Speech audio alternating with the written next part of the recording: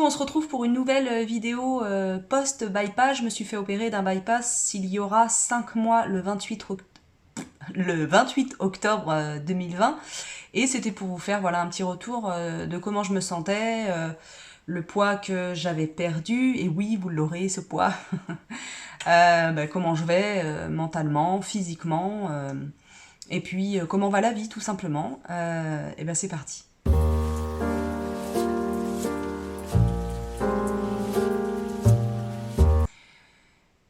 J'ai mis du temps à faire cette vidéo parce que, non pas que ça n'allait pas, non pas que voilà j'étais au fond du trou, pas du tout, mais j'ai repris un travail au mois de septembre. Ceux qui suivent mes vlogs le savent, et ce travail me prend énormément de temps, donc je m'excuse d'avoir pris autant de temps pour refaire une vidéo un peu bilan de mon opération. Avant toute chose, je ne suis ni médecin, ni infirmière, ni chirurgien. Je n'ai aucune connaissance médicale. Cette vidéo n'est que mon expérience personnelle que je vous partage. Je ne dis à personne qu'il faut faire comme moi. Je ne donne pas de leçons de morale, ni je ne suis pas une gouroute de secte. Donc je vous parle seulement de moi, rien que de moi, parce que je suis très égocentrée comme toutes les youtubeuses de cette terre. Alors ma forme en général, je vais bien. Je vais bien dans l'ensemble, je vais bien, je me sens bien. Sauf, j'ai eu des petits moments de fatigue là depuis un mois environ. Voilà, des journées où je suis un petit peu en dessous au niveau forme physique, où j'ai des fatigues, voilà, des fatigues. Ça m'est arrivé 2-3 fois en un mois. Je dois aller faire ma prise de sang parce que je pense que j'ai des... Enfin, c'est comme ça que j'interprète, hein, mais peut-être que non. Hein. J'ai peut-être des carences au niveau, voilà, au niveau vitamines, peut-être. Donc, à voir avec une prise de sang ce qu'il en est. Autrement, bah écoutez, j'ai la forme, je suis toujours aussi ravie de cette opération, de ce choix. Et une chose que je me dis très très régulièrement en ce moment, c'est que j'aurais dû le faire bien avant. Et que, allez, je vais vous le dire honnêtement, que j'ai perdu plein d'années. Voilà. Mais bon, très certainement, avant, je n'étais pas prête psychologiquement à subir, parce que je pense que je l'aurais subi si j'avais pas fait le travail psychologique nécessaire à cette opération. Je n'aurais pas été prête il y a quelques années, tout simplement. Donc les choses se font quand elles doivent se faire. Voilà, c'est la petite philosophie du jour. Il y a plusieurs objectifs à atteindre et il y a plusieurs fonctionnements à maintenir dans le temps. J'ai commencé la musculation. Alors pour rien vous cacher, j'ai fait 2 séances seulement en 15 jours, parce que je travaille et je n'ai pas pris le temps d'aller à la salle de musculation. On a voulu y aller aussi avec mon mari un dimanche matin, et il y avait une file d'attente de 20 minutes pour accéder à la salle. Parce que sur Paris, en fait, les salles fitness park sont fermées, tandis que dans le 77, elles ne sont pas fermées. Et donc, les Parisiens viennent dans le 77 pour faire leur biscotto. Voilà, mais ça m'a fait beaucoup de bien les deux séances. J'ai eu bien mal aux fesses parce que en fait, je travaille beaucoup les fessiers et les cuisses pour le moment. Donc, à continuer, en fait. Hein. Ça, c'est un fonctionnement que je vais devoir... pérenniser, et ça me fait du bien. J'aime beaucoup la musculation, moi. Et continuer à bien suivre mon protocole alimentaire. Pour tout vous avouer, depuis 2 semaines, j'ai un petit peu de mal. En fait, soit je ne mange pas assez, je ne mange pas assez tout simplement parce que je n'ai pas envie de manger.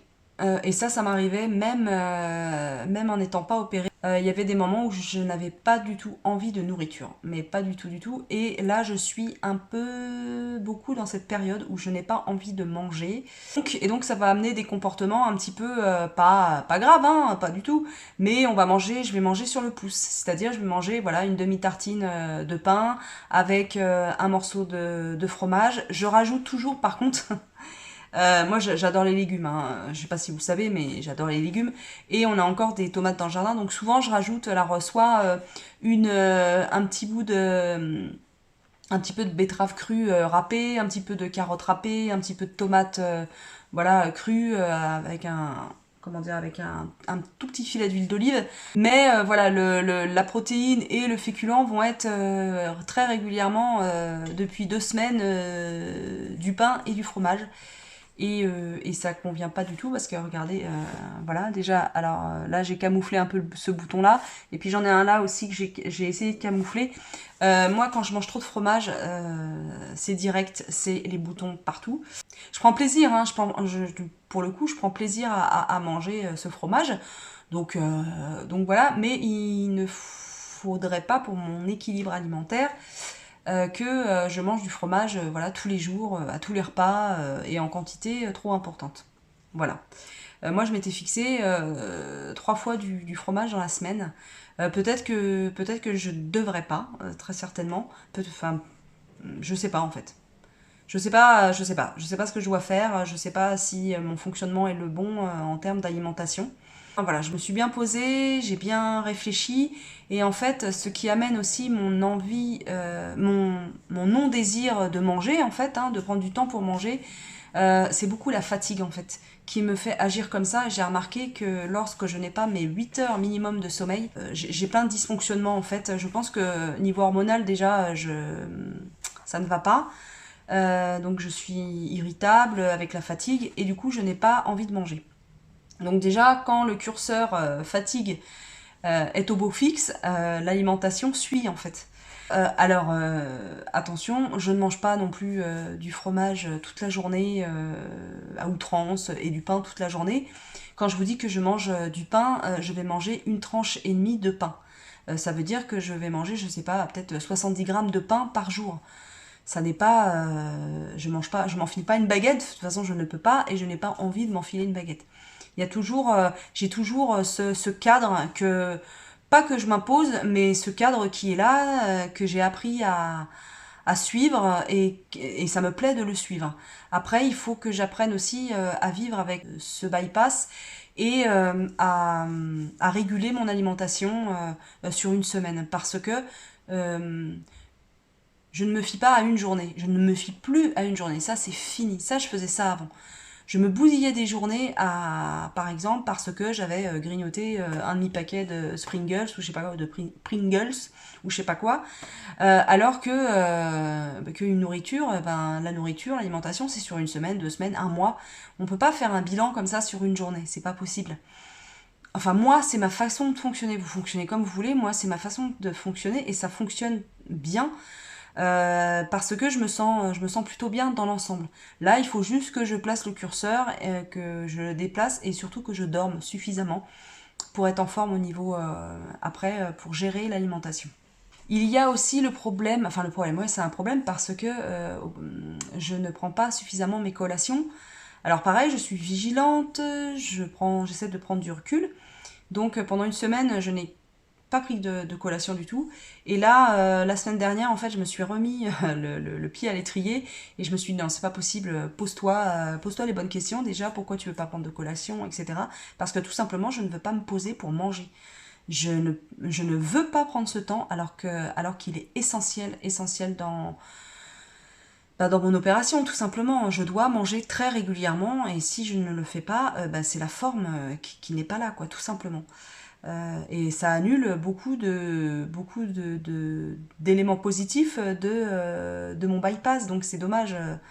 Euh, donc du coup, j'ai rempli mon frigo. Je me suis dit, bon, alors t'as pas envie de te poser trop pour manger, etc.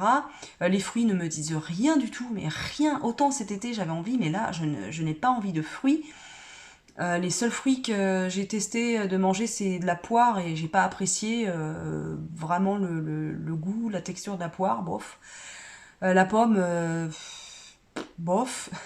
Donc je me suis acheté, j'ai découvert des petites crèmes donc à la Copcote où je bosse, à l'épicerie coopérative, comment dire, des crèmes dessert Malo au chocolat, qui sont pas très sucrées. Il y a à peine 6 grammes de sucre, pour un petit pot comme ça, il me semble que c'est 100 grammes qu'ils font les pots. Donc ce qui est pas très très, je trouve très très sucré et ça passe très très bien. Donc j'en mange un par jour hein, comme ça aux différentes collations. Et je mange aussi un petit gâteau au sésame type gerblay. Voilà, donc je mange environ un gâteau et demi par jour, mais ça c'est pas tous les jours. Donc il faut que vraiment je fasse vraiment attention à ça et à avoir des collations toutes prêtes. Peut-être refaire de la compote. J'adorais la compote avec du fromage blanc. C'est très très bon. C'est très roboratif et c'est bon pour la santé en plus. Et gustativement, c'est vraiment génial quoi la compote. Donc il y a encore des réglages à faire.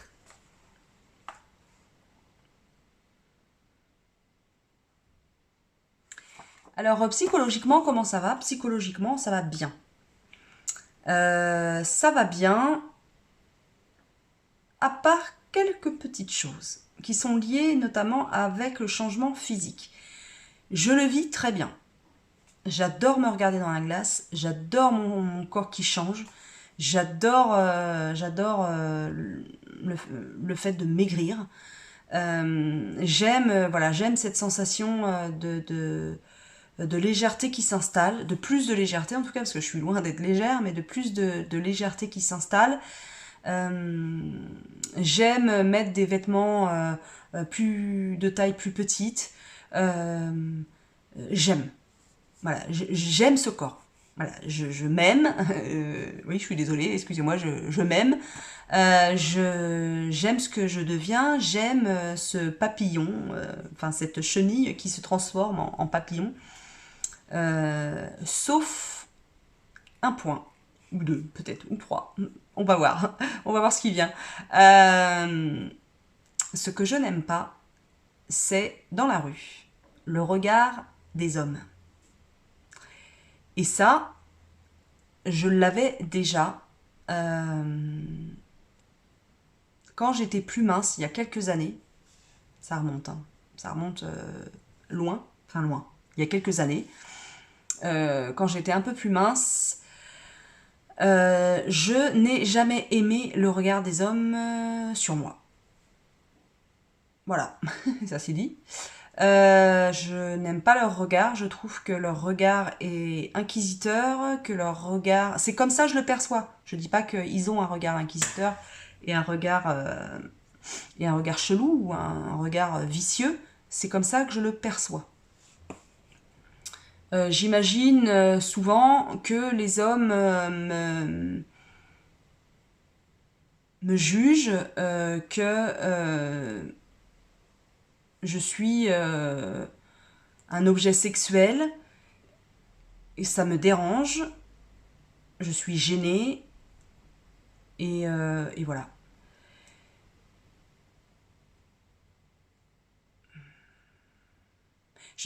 Je sais pas trop quoi en penser, c'est pour ça que j'ai rendez-vous avec mon psychologue lundi prochain.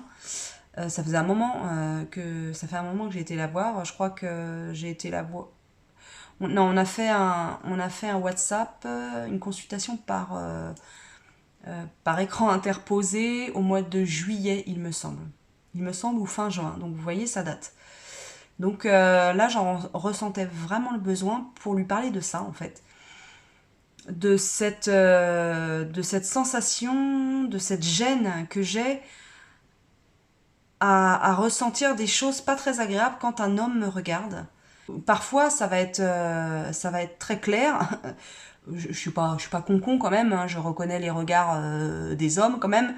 Des fois, ça va être des regards très déplacés ou alors des attitudes très déplacées. Par exemple, ce matin, j'ai été à Rungis. J'avais déposé quelque chose dans ma voiture. Je revenais dans le bâtiment pour prendre d'autres produits. Et là, il y a un camion qui m'a dépassé et ça a klaxonné. Alors, faut savoir qu'à Rungis, des camions, ça klaxonne, ça se machine, ça va vite. Il y a plein de camions, plein de camionnettes, plein de voitures. Ça va dans tous les sens. Donc, j'ai pas porté plus attention à ça, à ce klaxon. Et en fait, le camion m'a dépassé et il a reclaxonné. Et là, j'ai tourné la tête. Quand ça klaxonne, je croyais que je gênais ou je sais pas quoi, ou que je l'avais gêné. Et là, le mec m'a regardé et il m'a fait ça. Enfin, il m'a tiré la langue, enfin, il a fait quelque chose, j'ai pas bien vu, enfin, il a fait quelque chose avec sa langue. Voilà, donc, enfin, c'est un signe que le mec me reluque quand même, quoi. Je trouve pas ça déjà normal. Enfin, moi, quand je remarque un homme qui correspond à mes goûts, par exemple, ou que je trouve beau, voilà, ou que je trouve à mon goût, je vais pas le regarder en la tête aux pieds, comme ça, en lui faisant des yeux doux, en lui faisant un, ou en le sifflant, par exemple. Enfin, jamais. Enfin, j'ai trop de respect pour les hommes ou les femmes pour leur faire ce genre de truc, quoi. Enfin, on n'est pas, on est bien élevé quand même. Quand c'est des signes comme ça, c'est pas de l'interprétation. Je vois bien qu'il y a euh, quelque chose de l'ordre du sexuel. J'ai l'impression que je provoque dans ces cas-là, en fait. J'ai l'impression que j'ai fait quelque chose, que mon corps a fait quelque chose qui n'est pas convenable. Il faut que je comprenne pourquoi ça m'atteint, que ça m'atteint comme ça. Alors je n'y pense pas toute la journée, je suis pas là en train de me fourrer le doigt dans le cervelet en me disant alors Maud, qu'est-ce qui se passe? Non, ça me traumatise pas, mais il faut que je gratte cette idée-là et pourquoi je ressens ça. Voilà. Euh, donc ça c'était le côté voilà émotionnel et ce que j'ai à travailler encore avec ma psy. Autrement tout va bien quoi, tout va bien. Moi je suis ravie du poids que je perds. J'ai stagné là, je fais des paliers, hein, je vous en avais déjà parlé. En général je fais des paliers de 10 à 15 jours. Ça me perturbe vraiment pas, mais vraiment pas. Alors oui, quand je me pèse le lundi. Oui, quand je me pèse le lundi, que je n'ai pas perdu, sur le coup, je fais voilà, hein. Mais ça dure pas, je veux dire, la demi-heure qui suit, je suis un peu chafouine.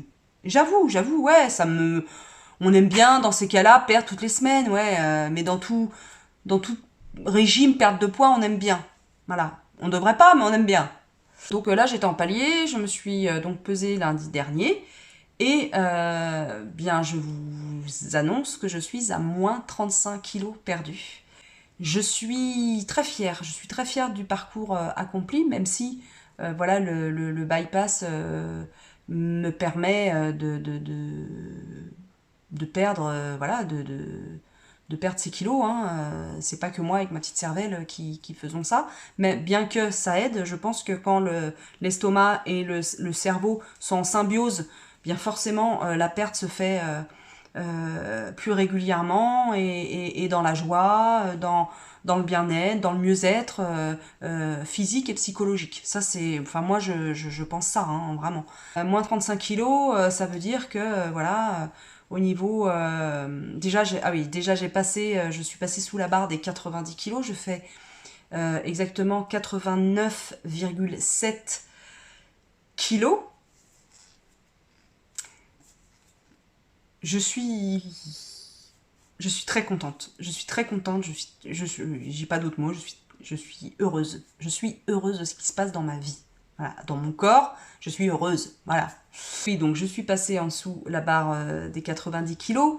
Je suis donc passée en obésité modérée et non plus en obésité. Je ne suis plus en obésité extrême ou morbide. J'ai, je crois, un indice corporel, je crois qu'il y a 31, il me semble. 32 ou 31, je ne sais plus. Si je raconte des bêtises, je suis désolée, j'ai pas retenu, je l'ai calculé l'autre jour et j'ai pas retenu. Je ne prends pas de mensuration, je ne me mesure pas, je ne mesure pas les centimètres, ça me gonfle. Déjà j'ai froid, donc de prendre mes centimètres, ça me gonfle. J'ai pas envie. Ça veut dire en termes de pantalon, par contre, que je suis je mets maintenant, je suis passée de la taille donc 54 à la taille 46. Je suis passée en haut de la taille, on va dire 48-50 à taille 44. Donc ça donne un XL, il me semble, voire un grand L. Ça dépend des vêtements. Ça veut dire que je refais ma garde-robe petit à petit. Et ça veut dire que j'ai, pour atteindre mon premier objectif, parce que j'en ai deux, mon premier objectif, eh bien, il me reste 9,7 kg avant d'atteindre mon premier objectif, qui est 80 kg. Pourquoi un premier objectif? En fait, j'ai une fourchette. Si voilà, j'atteins, mais c'est pas si, quand j'aurai atteint les 80 kilos, c'est très bien, mais je souhaiterais descendre jusqu'à 74 voire 75 kilos pour me permettre d'avoir une fourchette de 5 kilos. Voilà. Pour, parce que je sais que le corps est mouvant, que le corps a besoin de souplesse et que je ne dois pas être, comment dire, comme ça, à me dire, ah là là, attention, 80 kilos, pas plus, ou 75 kilos, et pas plus, quoi. J'aimerais bien faire une taille 42,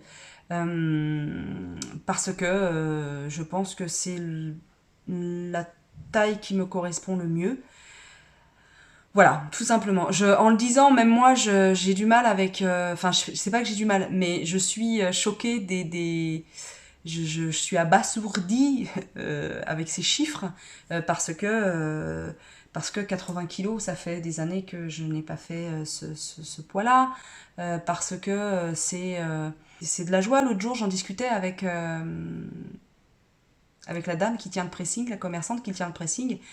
Elle m'avait vue avant mon opération et je lui avais fait part, parce qu'on discute un petit peu de poids, machin, et je lui avais fait part que je me faisais opérer. Et elle me dit, mais ça va pas, mais vous êtes... mais faut pas faire ça, moi je connais des dames qui l'ont fait, elles sont en dépression, elles sont pas du tout satisfaites du résultat, elles ont pris du poids, elles sont malheureuses, etc. Psychologiquement elles vont pas bien, tout ça. Pour tout vous dire, ça m'était passé à 15 000. Voilà, parce que des gens qui m'ont dit ce genre de choses avant que je me fasse opérer, il y en a eu des tonnes. Enfin, pas des tonnes, mais quelques... Je suis marseillaise, vous me connaissez. Il y en a eu quelques-uns et quelques-unes. Donc si j'avais écouté ces gens-là, je ne serais pas dans cette position et je ne serais pas aussi heureuse aujourd'hui.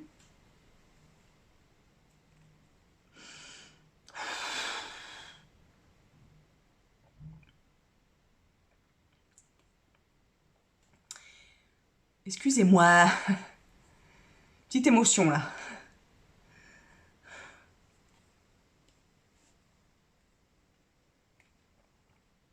Et donc cette dame-là, j'ai été la voir pour déposer des fringues au pressing.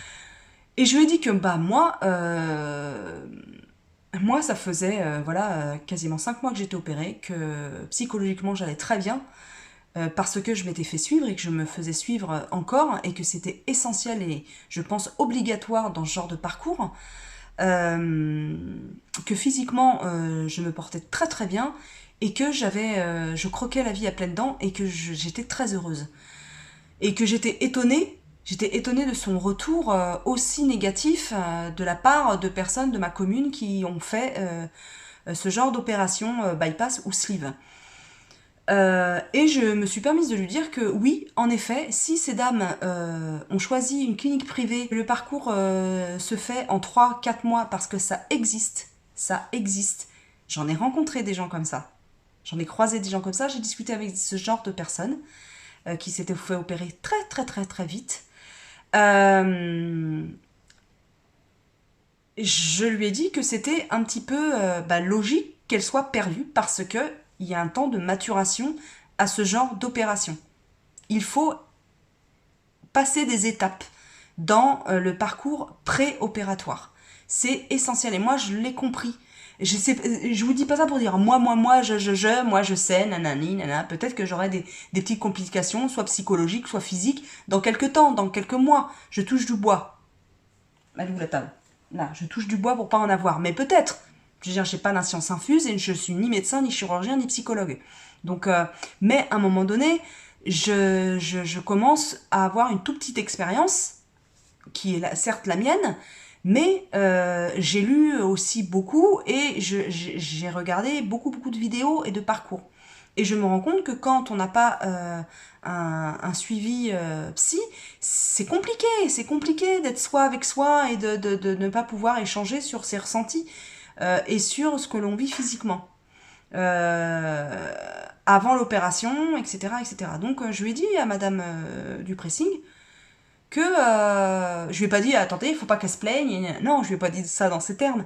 Mais je lui ai dit moi, mon expérience, j'en ai je suis très heureuse. Je suis très heureuse d'avoir fait cette opération. Donc ce n'est, si vous voulez, c'est pas tout blanc et tout noir quoi. C'est pas ouais c'est merveilleux l'opération ou oh c'est nul ces opérations. C'est il y a différentes expériences. Moi mon expérience elle est telle quelle. Et j'observe que les personnes qui se sont fait suivre psychologiquement avant, après et sur le long terme, c'est des personnes qui vont bien dans l'ensemble, qui vont bien, voire même très bien, et qui sont heureuses de cette opération. Voilà. Je ne prône pas l'opération, je dis qu'il faut la faire en conscience et avec un soutien psychologique. Voilà, c'est comme ça que ça fonctionne. Mais même quand on fait un rééquilibrage alimentaire, oui, maintenant c'est poliment le nom de la perte de poids, rééquilibrage alimentaire.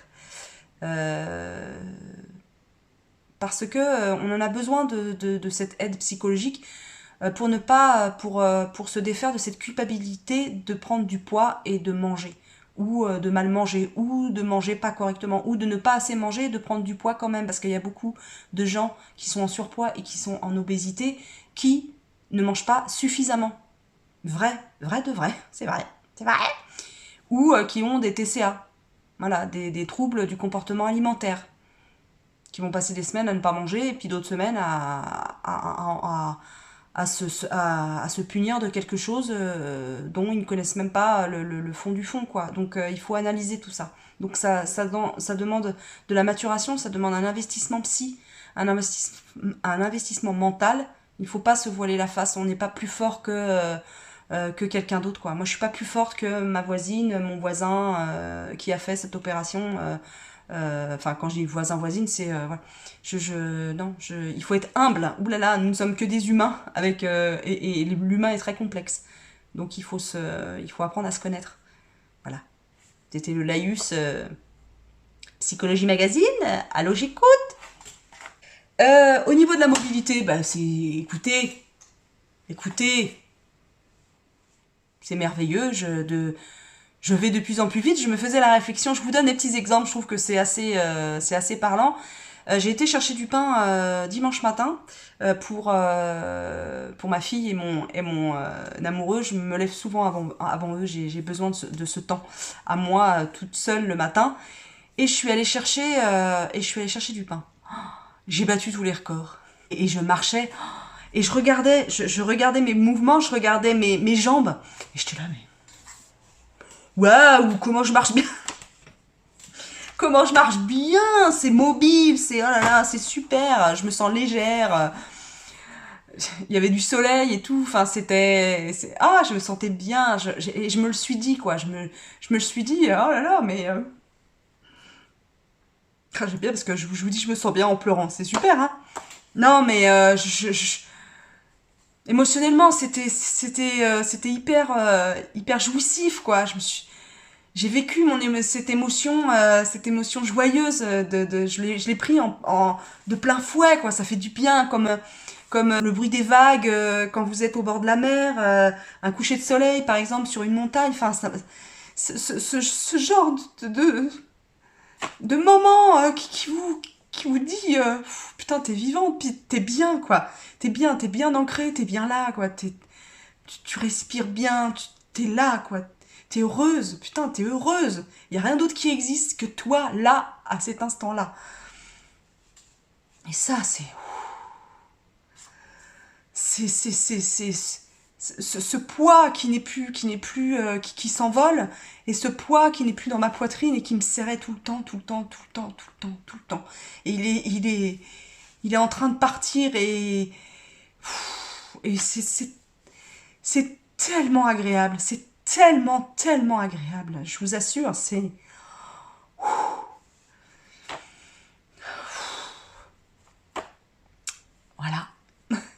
excusez-moi, mais j'ai besoin de vous dire, j'ai besoin de vous dire, et je pense que c'est pour ça que je reculais, que je n'arrivais pas à faire cette vidéo, parce qu'il fallait que, je pense, je sois dans un bon mood, et aujourd'hui, je suis dans un bon mood, voilà.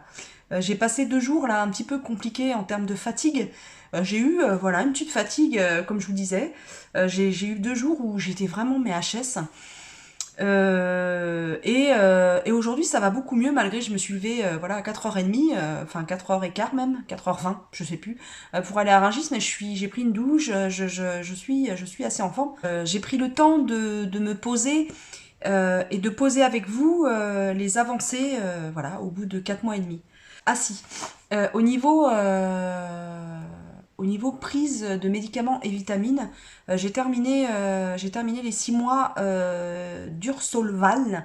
Il me semble que c'est le calcium ou Oh, je sais jamais ce que c'est. Bon, Ursolvan, vous chercherez ce que c'est. Je sais plus, je crois que c'est pour le foie, mais j'en suis même pas sûre.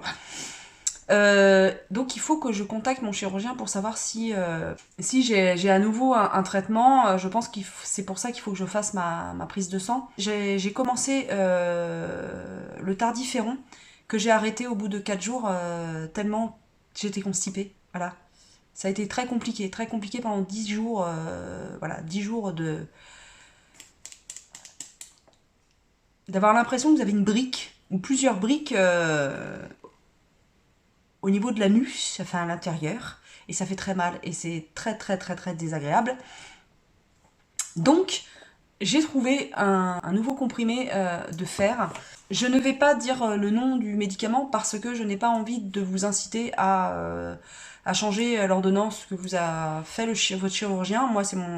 Moi de moi-même, j'ai changé, je me suis bien renseignée et j'ai pris cette marque-là, après avoir fait des recherches, d'une part, ça ne me constipe pas, d'autre part, ça apporte 25 mg de fer par jour, ce qui est assez conséquent, mais je pense que j'en ai besoin. Et c'est un tout petit médicament à prendre comme ça, un tout petit, et c'est vachement bien pour mon confort estomacal, comme pourrait le dire par exemple Jenny au pays de Jenny. Donc ça va beaucoup mieux. J'ai reçu pas mal de commentaires sous quelques vidéos.